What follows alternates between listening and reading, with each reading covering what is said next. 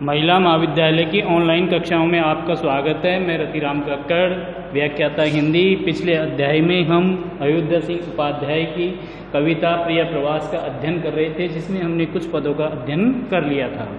प्रिय प्रवास हरियोद की भगवान श्री कृष्ण के मथुरा चले जाने के बाद गोपिकाओं और ब्रज भूमि के निवासियों की क्या दशा हुई, उसके ऊपर एक खंडकाव्य है, महाकाव्य जिसमें उन्होंने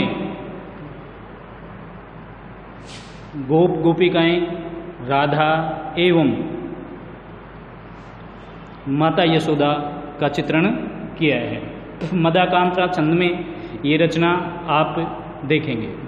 बीए पार्ट 3 के सिलेबस में ये हमारा प्रथम चैप्टर है, उसका हम अध्ययन करेंगे कि आना प्यारे महर सुत का देखने के लिए कोसों जाति प्रतिदिन चली मंडली उत्सुकों की। ऊंचे ऊंचे तरु पर चढ़े गोप छोटे अनेकों, घंटों बैठे त्रसित दृग से पंथ को निहारते थे। कि आना प्यारे महर सुत का, सब भगवान श्री कृष्ण मथुरा चले गए, उसके बाद में ब्रज भूमि ब्रज वासियों की क्या हालात हुई उसका चित्रण करते हुए कवि हरियोद कहते हैं कि आना प्यारे महर सुत का, नंद के पुत्र श्री कृष्ण का कि वो वापस लौट के आ रहे हैं, ये देखने के लिए कोसों जाति प्रतिदिन चली मंडली उत्सुकों की। उत्सुक नवयुवकों की मंडली प्रतिदिन कोसों तक मथुरा की ओर चली जाती थी कि क्या वो आ रहे हैं इस चीज़ को देखने के लिए। ऊंचे ऊंचे तरु पर चढ़े गोप छोटे अनेकों, और अनेक गोपों के जो बालक थे वो क्या है, ऊंचे ऊंचे पेड़ों पे चढ़ जाते और राह को निहारते कि कहीं दूर से आते हुए श्री कृष्ण उनको दिखाई दे जाएं। ऊंचे ऊंचे पेड़ों पर वो चढ़ जाते श्री कृष्ण को देखने के लिए, पर श्री कृष्ण उनको कभी कहीं दिखाई नहीं देते। घंटों बैठे त्रसित, प्यासे नैनों से वो घंटों बैठे हुए पंथ को देखते थे। श्री कृष्ण के आने की संभावना वाले मार्ग को वो देखते रहते थे।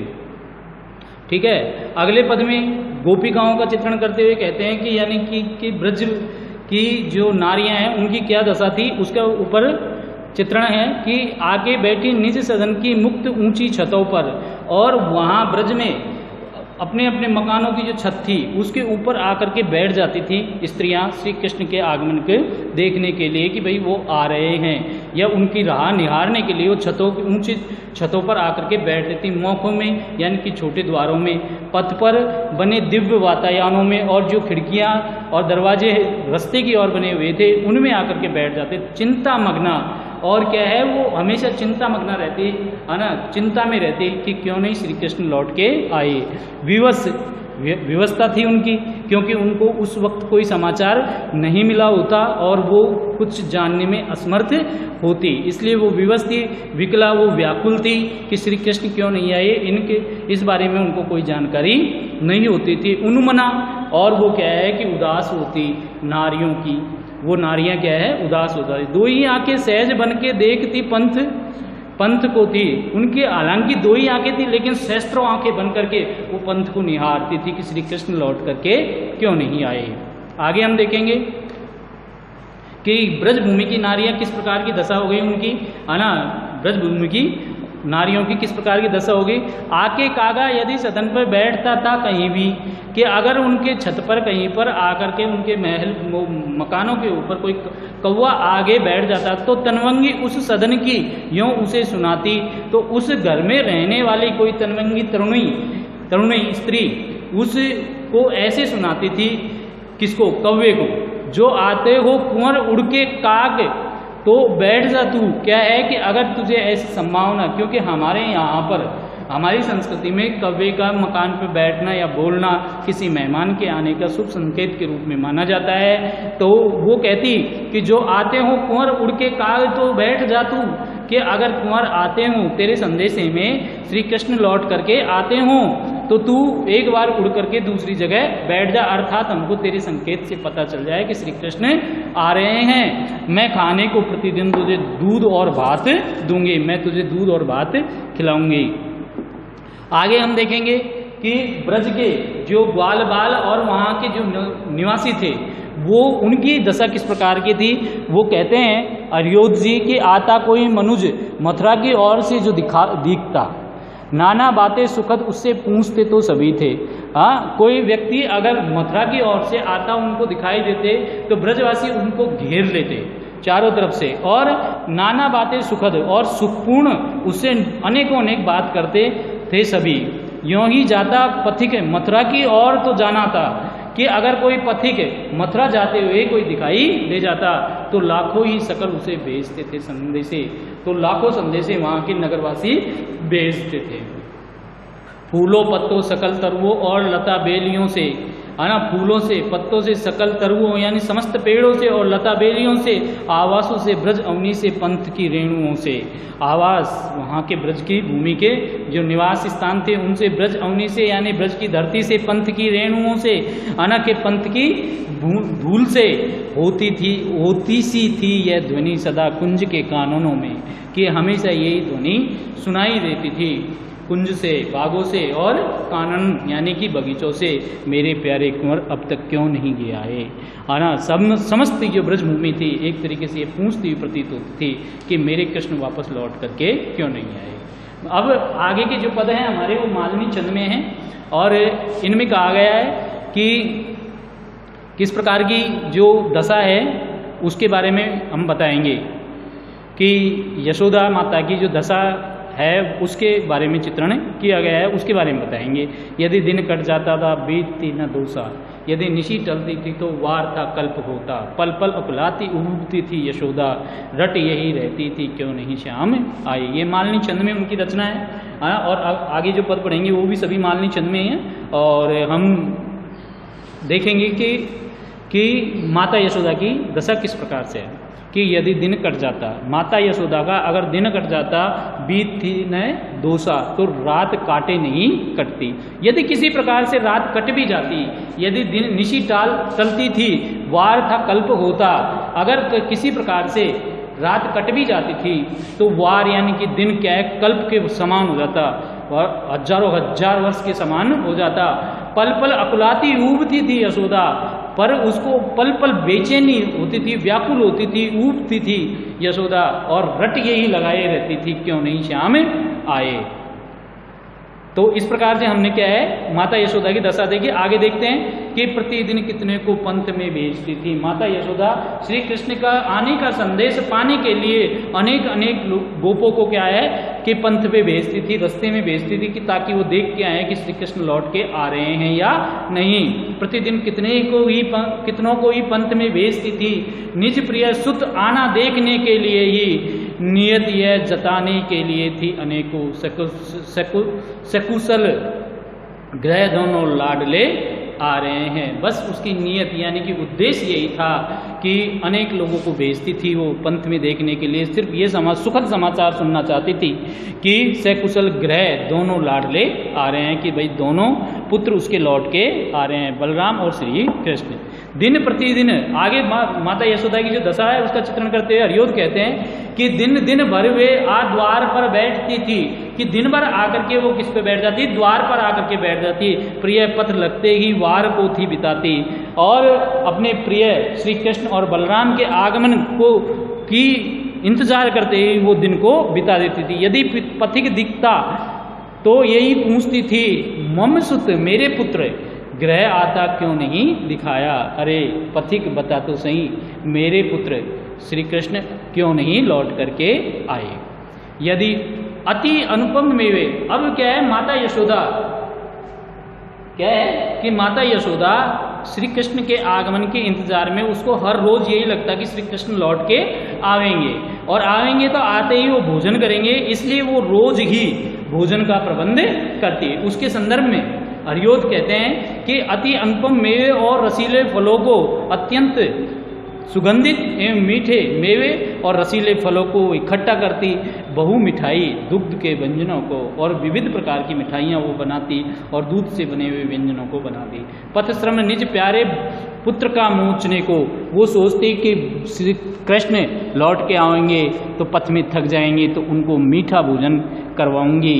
प्रतिदिन रखती थी भाजनों में सजा करके, क्या है बर्तनों में रोज ही सजा करके वो रखती थी, पर श्री कृष्ण लौट के नहीं आते थे। फिर संध्या के समय किस तरीके का होता था कि जब कुंवर ना आते वार भी बीत जाता, पूरा दिन खत्म हो जाता लेकिन कुंवर यानी श्री कृष्ण लौट करके नहीं आते, तब बहुत दुख पावे बाट उन्हें देती थी।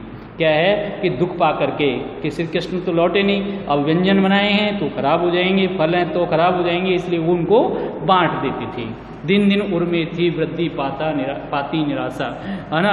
जैसे जैसे एक एक दिन गुजरता जाता उसके मन के अंदर क्या है निराशा बढ़ती ही जाती। तम निबिड़ घना अंधकार द्रगों के सामने हो रहा था, क्या है, और घना अंधकार उसके आंखों के सामने फैलता ही जाता था। अब वो घर रहती यशोदा माता, तो कोई न कोई ब्रज की स्त्री, गोकुल की स्त्री आकर के उससे समाचार पूछती। उस दशा में क्या होता देखिए, जब पुरबनीता आप पूछती थी संदेशा, तब मुख उसकी ओर थी देखती उन्मना हो। क्या है कि कोई नगर की या गांव की कोई स्त्री आकर के जब उससे पूछती थी कि कृष्ण के क्या समाचार है, तब मुख उसका देखती, यानी फिर उसका चुपचाप वो मुँह देखती, कह नहीं पाती, देखती थी उन्मुना यानी उदास होकर के उसके मुँह को देखती थी। यदि कुछ कहना भी चाहे तो कभी चाहती थी वो, हालांकि कहना तो चाहती थी, कभी कभी कोई बात कहना तो चाहती थी, न कथन कर पाती पर कह ही नहीं पाती, कंठ रुद्ध हो जाता, है ना, और उसका कंठ रुक जाता और उसको रुलाई आ जाती। वो क्या कहती, क्योंकि उसके पास तो श्री कृष्ण के लौट आने का कोई समाचार था ही नहीं। अगला पद देखिए, यदि कुछ समझाती गृह की सेविकाएं, श्री कृष्ण के नहीं लौट के आने पर कि कुछ घर की जो सेविकाएं थी माता यशोदा को समझाती कि आ जाएंगे, अर्थात क्या समझाती कि आ जाएंगे, आप चिंता न करो माता जी, तो बन विकल उसे थी ध्यान ही न लाती, तो वो बहुत व्याकुल होती और उनकी बातों पर ध्यान ही नहीं दे पाती। तन सुधि तब खोती जा रही थी यशोदा, दिन प्रतिदिन अपने तन की सुध बुध वो खोती जा रही थी। अतिशय विमना हो चिंतता हो रही थी, अत्यंत चिंताओं से ग्रसित वो विमना मन से विमुख हो रही थी। यदि दधी मतने को बैठती थी दासियाँ, आना तो माता यशोदा की घर के अंदर कैसी दशा थी उसके बारे में चित्रण करते हुए हरियोद कहते हैं कि यदि दधी मतने को बैठती थी दासियाँ, माता यशोदा के घर की सेविकाएं दही को मथने के लिए बैठती थी, मंथर रव आवाज़ होती उससे, उन्हें था चैन न लेने देता, तो उसको क्या है कि वो आवाज़ भी बहुत कर्कश लगती, जो मथने की आवाज़ होती है ना वो भी कर्कश लगती। यह कह के ही रोक देती थी उन्हें, तुम सब मिलकर क्या मेरे कान को फोड़ दोगी। हाँ, इस तरीके से उनके दुखों का कोई अंत नहीं था। और आगे हरियोद कहते हैं कि दुख वश सब धंधे बंद से हो गए थे, गृहजन मन मारे काल को बिताते थे, हरि जननी व्यथा से मौन थी शारिकाएं, सकल सदन में छा रही थी उदासी। दुखवश सारे काम धंधे ब्रज के क्या है समाप्त से हो गए थे, कोई व्यक्ति मन से काम कर ही नहीं पाता था। गृहजन सब मारे मन मारे काल को बिताते थे, मन मार करके समय को बिताते जाते थे। हरि जननी की व्यथा से थी मौन थी सारी क्या है, मैनाएं भी क्या है हरि जननी यानी कि यशोदा माता की पीड़ा से क्या है मौन हो गई थी, सकल सदन में छा गई थी उदासी, और समस्त जो माता यशोदा का भवन था उसमें उदासी छा गई थी। प्रतिदिन कितनों को ही देखती थी, देवता मनाती थी यशोदा माता, प्रतिदिन देवताओं का आह्वान करती कि मेरे श्री कृष्ण आ जाएं तो मैं तुम्हें ये खिलाऊंगी, ये दूंगी, ये करूंगी। बहु यजन कराती, यज्ञ कराती, वो विप्र के वृंद से थी, विप्र यानी ब्राह्मणों को बुलाकर अनेक प्रकार के यज्ञ कराती थी। निज घर पर कोई ज्योतिषी थी बुलाती, रोज ही कोई ज्योतिषी को बुलाती, पांचांग दिखाती कि निज प्रिय सुत आना पूछने को यशोदा, के मेरे प्रिय पुत्र लौट करके कब आवेंगे, इसके लिए ज्योतिषियों को बुलाती, ज्योतिषी को बुलाती, यज्ञ करवाती, ब्राह्मणों को बुलाती, अनेक देवताओं की स्तुति करती कि श्री कृष्ण लौट करके कब आवेंगे या जल्दी आ जाए। सदन डिंग कहीं जो डोलता पत्र भी था, अगर उस भवन के आसपास कोई पत्र भी उड़ता हुआ मिल जाता, निश्रवण उठाती थी समुत्कंठिता होकर के, कुछ रज उठती तो पंथ के मध्य योगी बन अयुत दृगी वो देखती थी। कि अगर उस घर के आसपास कोई पत्र भी मिल जाता, पेड़ का पत्ता भी मिल जाता, तो निज श्रवण उठाती थी समुत्कुंठा होकर के। वो श्री कृष्ण का आगमन समझ करके, आहट समझ करके क्या है कि वो अपने कान उस ओर लगाती थी। कुछ रज उठती तो पंथ के मध्य यूं ही, अगर रास्ते में कोई हवा चलने की वजह से अगर मिट्टी भी उड़ती तो अयुत दृगी हो करके, जो कभी मिले ही नहीं, अयुत दृगी यानी कि जो मिले ही नहीं, आंखें फाड़ करके देखना, वे उसे देखती थी।